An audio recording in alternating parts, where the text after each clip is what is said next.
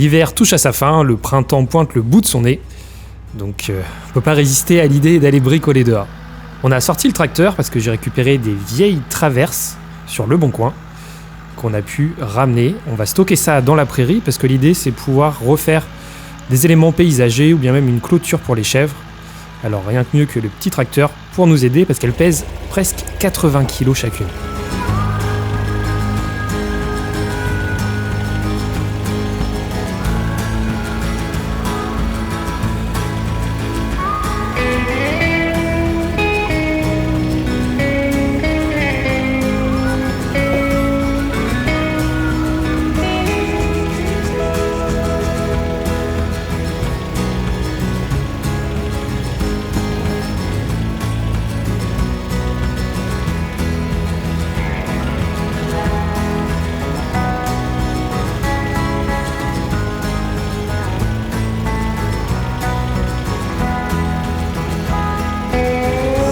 L'idée est simplement de les faire glisser sur les fourches arrière du tracteur qui, avec le levage hydraulique, vont nous permettre de les déplacer puis de les positionner sur une palette.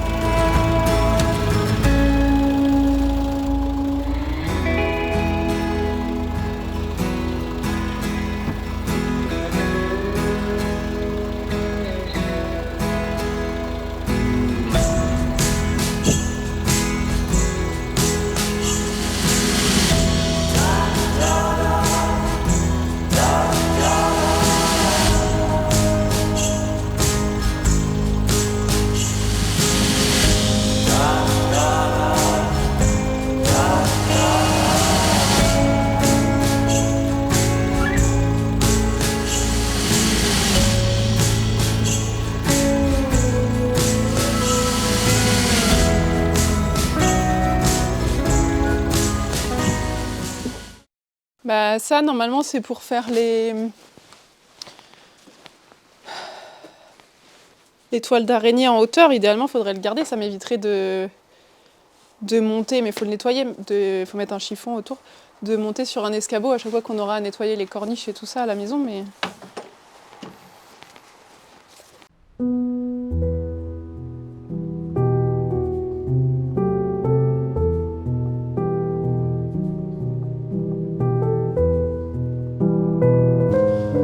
tout ce qui est là, c'est des choses qui étaient là et qu'on n'a jamais touchées. Hein.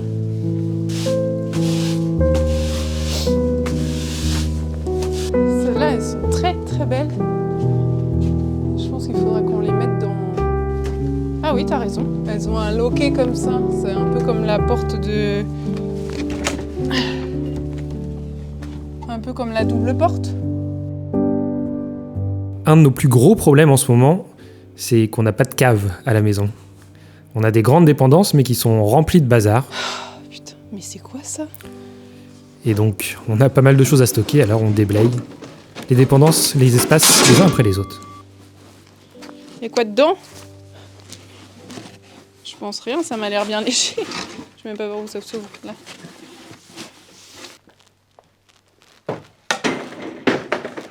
J'arrive pas à lire ce qui est écrit dessus. Encore une caisse ! Après... 19, 11, 11, 1911. Ça y est, tout le monde nous demandait le trésor du petit château. En creusant, en décaissant dans le sol, on n'avait jamais rien trouvé, mais dans la dépendance, on a trouvé un coffre-fort. Je ne sais pas de quelle année il est. Peut-être que certains d'entre vous en ont des similaires à la maison. Et il est très joli, mais malheureusement... il est vide. Pas de chance. Ça ne nous aidera pas à payer les travaux.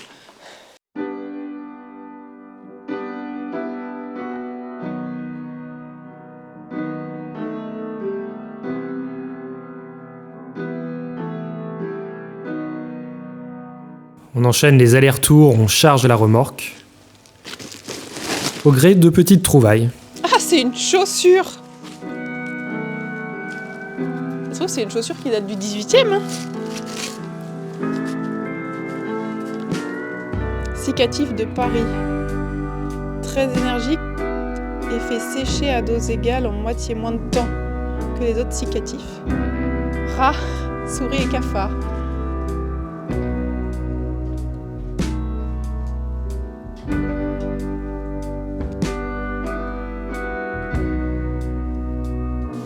Et la chaussure, on sait même pas la pointure. C'est des mini-pieds.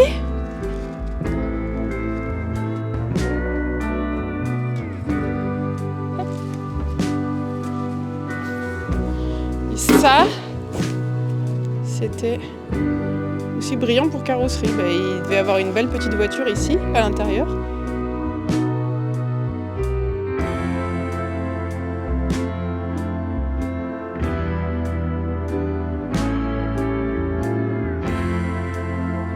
T'as besoin de trucs peut-être? Des clés et tout ça, non? Je ne sais pas que ce soit dedans.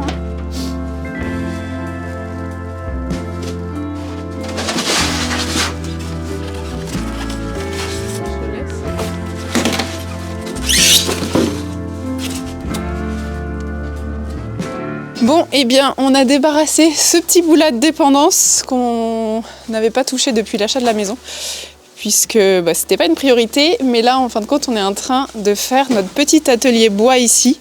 Et il y a la mini-pelle qui est rangée au fond, parce qu'on n'a pas le choix que de la mettre ici. Le but, ça va être de pouvoir tout mettre ici, puisque là, on est en train de faire le salle à manger, qui est un endroit où on stocke tous les matériaux à chaque fois qu'on fait des travaux. Mais une fois qu'il sera fini, on n'aura plus d'espace. Et surtout, on n'avait pas de quoi faire toutes les boiseries, les moulures. Ici, à chaque fois, on était obligé d'aller chez mes parents. Donc, on a 2 heures de route pour y aller, 2 heures de route pour revenir à la maison. Manutention de bois à chaque fois. Donc, un petit peu compliqué, surtout quand on a besoin de faire 2-3 bricoles. Donc là, on a décidé de tout avoir à la maison. C'est plus pratique. Et comme ça, quand mon papa il vient nous aider, eh bien, il y a tout sur place aussi. Donc là, on a déjà reçu des gorabeaux, aspi et des fonceuses. Et on a acheté là il y a quelques jours une toupie pour pouvoir faire nos moulures avec un entraîneur aussi, donc, et des fers adaptés, puisqu'on va changer un petit peu le dessin au niveau des boiseries du salon salle à manger. Donc on devrait avoir la livraison là, la semaine qui vient, là on est dimanche. Donc c'est pour ça qu'on prépare tout, comme ça on va pouvoir tout installer et faire nos boiseries, parce qu'on arrive à cette étape tant attendue.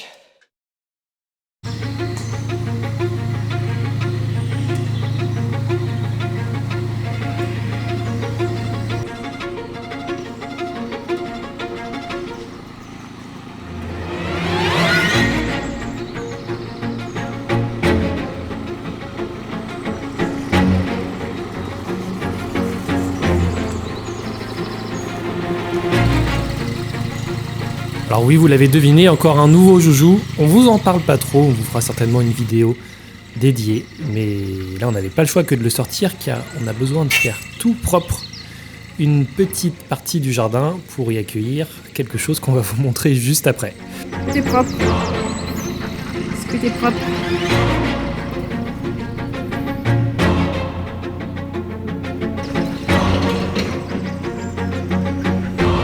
Tout sale. Vous avez trop joué. Trop joué, trop joué. Hein?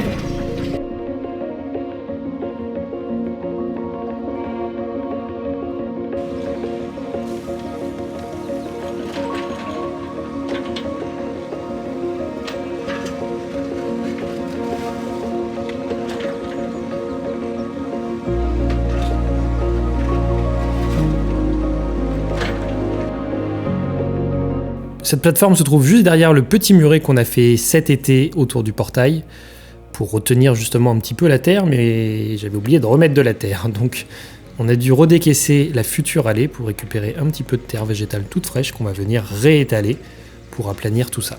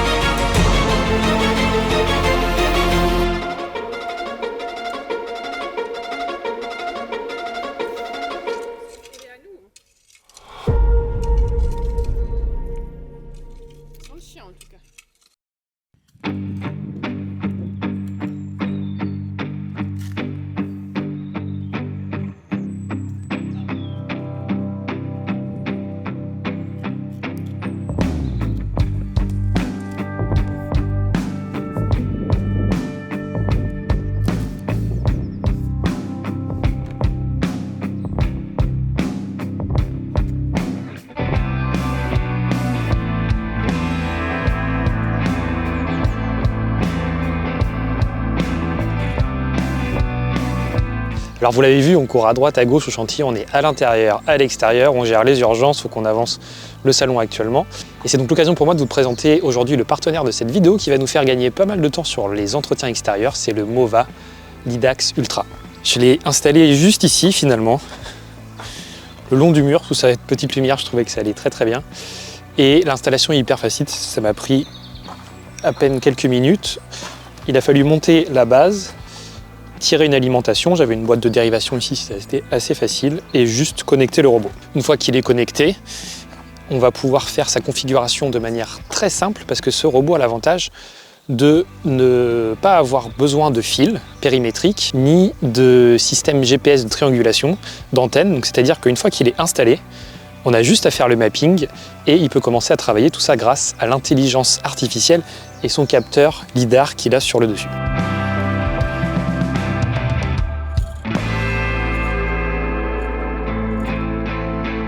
Le paramétrage est ultra simple.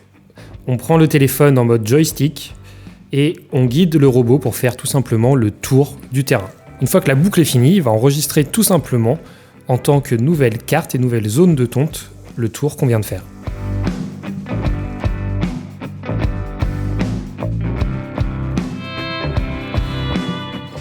J'ai mis un obstacle, regardez la montre épied, hop, il l'a détecté, il va le contourner. Et du coup c'est hyper sécurisant parce qu'il va faire la même chose avec Trevor qui est derrière, hop, il a détecté Trevor, il va pas lui rouler dessus, hop, il contourne.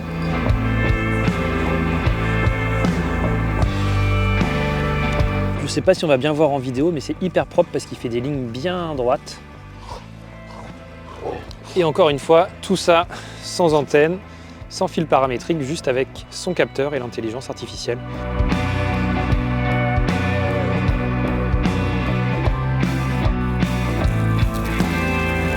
Et quand il a fini de tout tondre, on le voit bien sur la carte et sur l'application, il va faire un tour pour faire les bordures et le disque s'étend pour vraiment couper à ras des bordures et faire un fini hyper propre.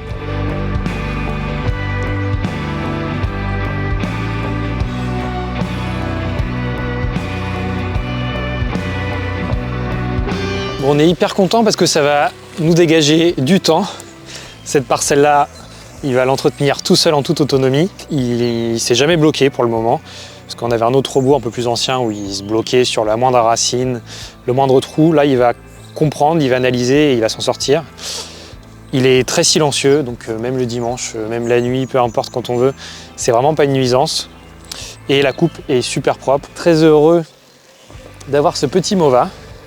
Je vais me pousser pour pas qu'il me détecte et qu'il arrête de tondre, qui va vraiment nous aider sur le chantier, il va nous faire gagner du temps, parce que même si Audrey adore tondre, il va s'occuper tout seul de cette parcelle de 1000 m². Si vous êtes intéressé, vous avez toutes les informations en description, n'hésitez pas à aller sur leur site, il y a plusieurs types de robots plus ou moins grands en fonction de vos besoins. Et sur ce, nous on retourne sur le chantier pendant que lui travaille.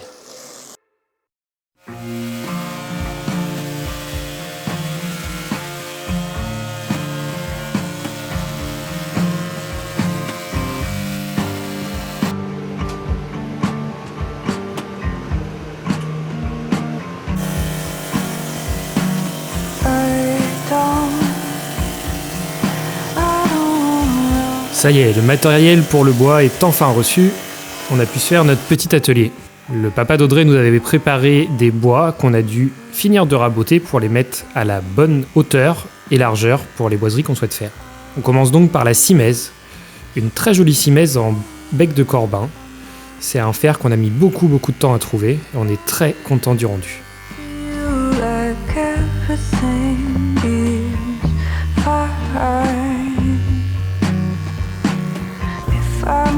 Alors on a l'impression qu'on tire fort sur le bout de bois, mais en fait non, on a l'entraîneur qui est la partie qui est sur la toupie, la partie blanche, qui avec des gros rouleaux vient écraser le bois et le faire avancer tout seul, de manière fluide et continue. On est juste là pour guider et s'assurer que tout se passe bien. Le motif est donc impeccable.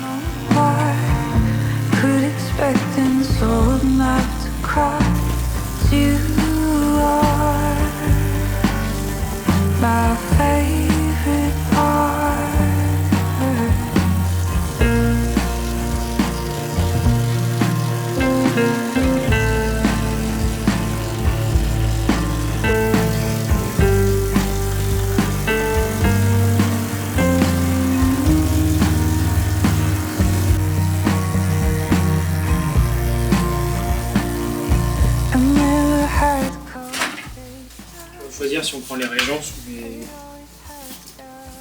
Bah, il faut qu'on fasse un test parce que comme ça, en regardant le faire, c'est difficile de se projeter. On va faire un test sur un petit bout. Je vais les faire 2 fois. Ah, ben, Ouais. On va regarder celui qui on préfère et on le fait en dernier.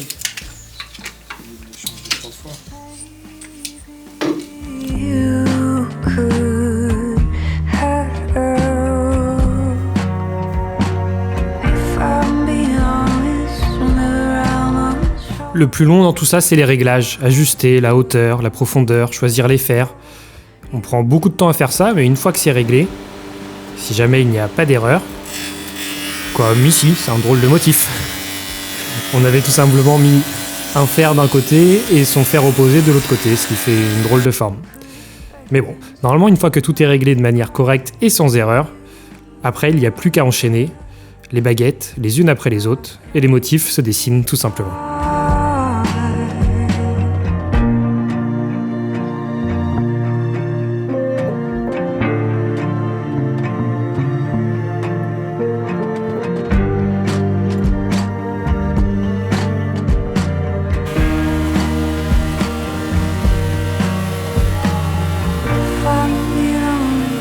I'm not really sure. Broke my heart, so I wouldn't break yours. You are my favorite.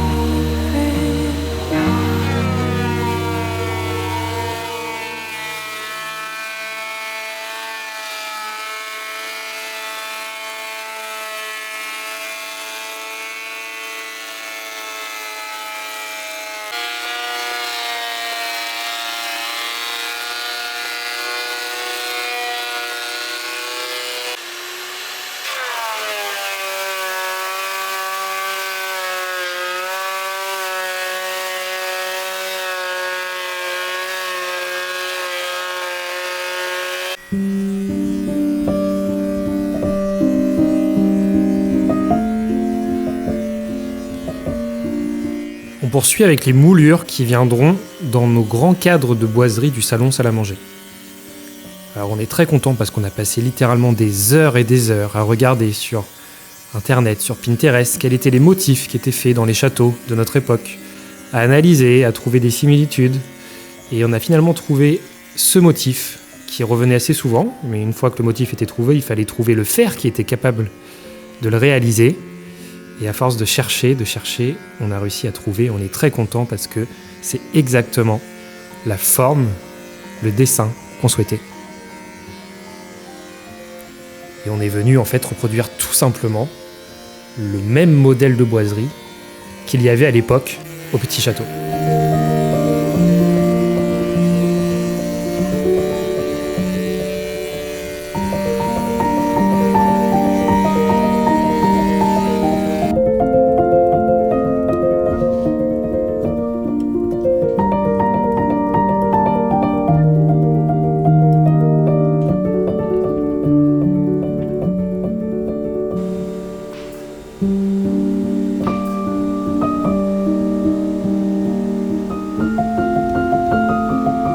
On vient faire dans cette pièce des boiseries pleine hauteur, sur toute la hauteur du mur. On vous a passé cette étape qui était très longue et très répétitive.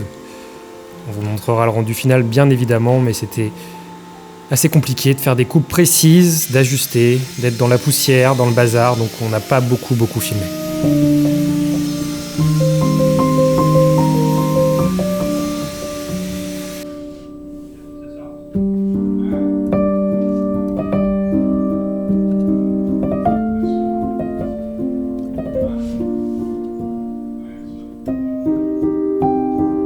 Aujourd'hui, démarrage des moulures au niveau des encadrements avec les baguettes qu'on a fait avec mon papa la dernière fois, qui sont ici. J'en ai poncé quelques-unes qui sont déjà prêtes. Et donc Samy a commencé à les poser à cet endroit-là.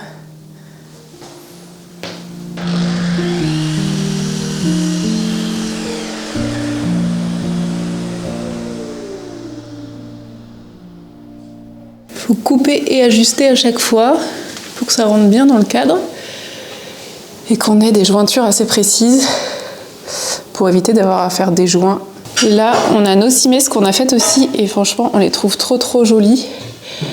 C'est différent de ce qu'on a fait pour la chambre, le bureau, tout ce qu'on avait déjà posé jusqu'alors. Et là, pareil, au niveau des moulures, dans les encadrements intérieurs, on a fait quelque chose de plus épais. On trouve que c'est vraiment beaucoup plus sympa comme ça. Et donc le salon, comme ça, sera beaucoup plus cosy. En fait, on essaye que ce soit un petit peu dans un style Régence au niveau des dessins des moulures. Des choses un peu plus épaisses. Et on va garder, après, on va mettre un panneau central au milieu, comme on a fait déjà dans le bureau et la chambre, pour redonner encore du relief. Donc vous nous posez souvent la question de pourquoi est-ce qu'on remet du MDF par-dessus le fer-macelle alors qu'on s'embête à poser du fer-macelle, et pourquoi est-ce qu'on met pas directement des moulures sur le fer-macelle qu'on a posé. Et bien tout simplement pour avoir du relief, qu'on ait un aspect quand on peint de boiserie totalement terminé, un peu comme à l'ancienne, sauf que là c'est du fait en 2026. Cette pièce avance tout doucement, prend forme, ça nous prend beaucoup de temps, beaucoup d'énergie. Vous êtes un petit peu en différé, mais si vous suivez sur Instagram, on n'est pas loin du bout. On a vraiment hâte de vous montrer tout ça en vidéo. Cette année 2026 sera beaucoup remplie de travaux très chargés parce qu'il y a plein de projets très sympas, de grande ampleur, donc on ne s'est pas faciliter la tâche en termes de charge de travail. Mais une fois que 2026 sera terminé, je pense qu'on sera très heureux de ce qu'on a pu réaliser. Alors surtout, restez connectés. Mettez un like pour nous soutenir. Un commentaire, on les lit tous, ça nous fait toujours très plaisir. Et puis n'oubliez pas de vous abonner pour ne pas louper la suite. Alors à très vite au Petit Château 1780.